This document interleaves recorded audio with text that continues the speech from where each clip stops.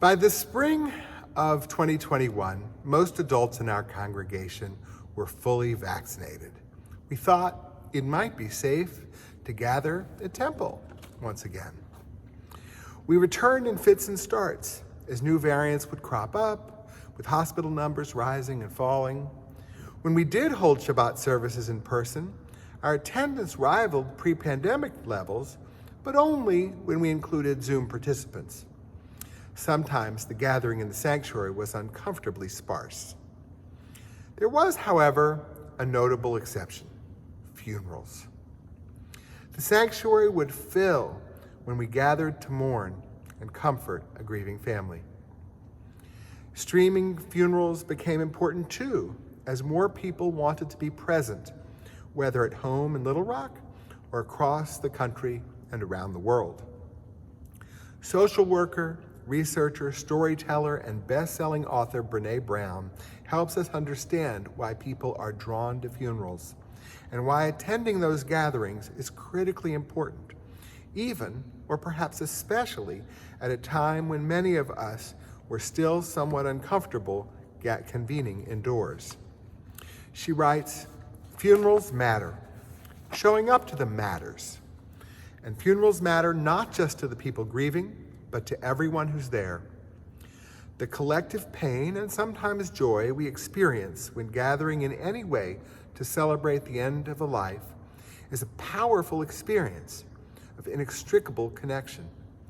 Death, loss, and grief are the great equalizers." Our Jewish tradition, too, suggests that we need to attend funerals.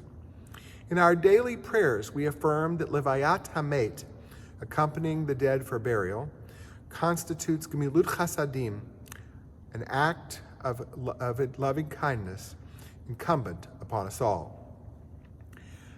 Our Talmudic sages required that a minyan, a quorum of at least 10 Jewish adults, be in attendance for special key elements of a funeral.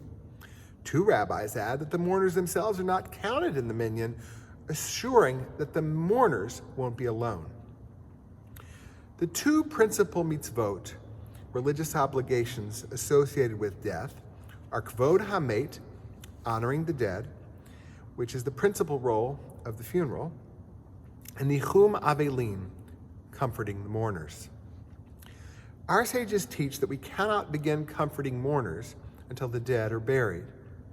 My observation, though, after officiating hundreds of funerals, is that in the days after a loved one's death, nothing is more comforting to mourners than kind and laudatory words about the person who has died. When we show up to share our happy memories and what we admired about the person who has died, we fulfill both mitzvot.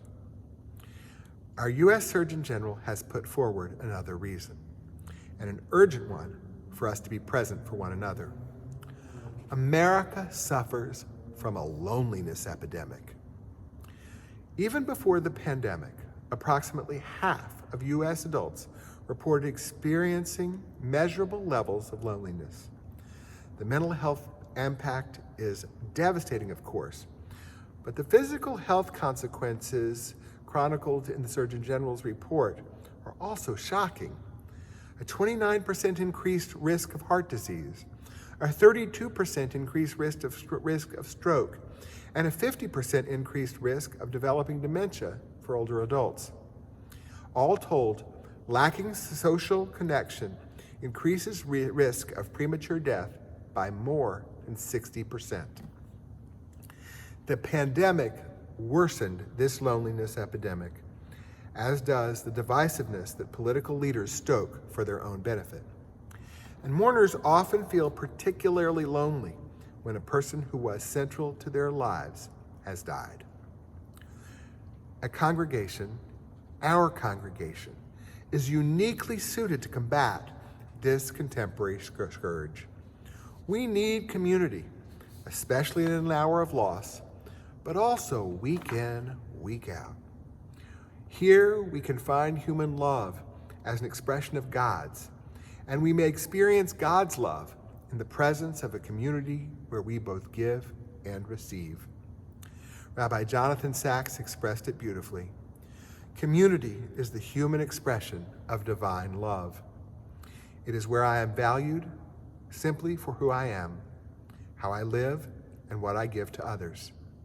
It is the place where they know my name.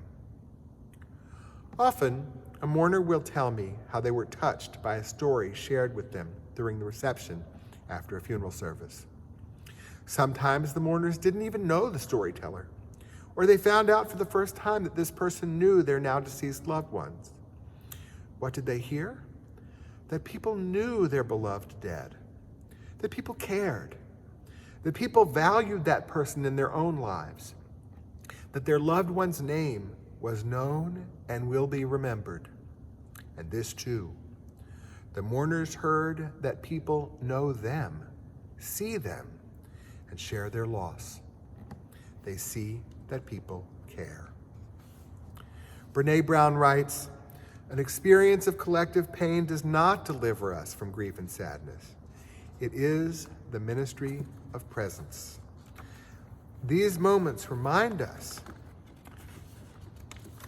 that we are not alone in our darkness, and that our broken heart is connected to every heart that has known pain since the beginning of time. Dr. Brown's words evoke our funeral prayer. May their soul be bound up with those of all who have gone before. Those words link the person who has died with their loved ones who predeceased them. Dr. Brown adds meaning. The community of mourners includes all who are present at the service, and with them, all who have ever been bereaved. Coming to Yizkor today, each of us may imagine ourselves to be alone, remembering our own beloved dead. But we come together as a community of mourners. We remember so many more than our own loved ones. We look around the sanctuary. We see our friends and fellow congregants. With a smile, we are remembered of their loved ones alongside our own. So we must confess we were wrong. We did not come here today alone. We came together to mourn and to remember as a community. And that, my friends, is a mitzvah. Amen.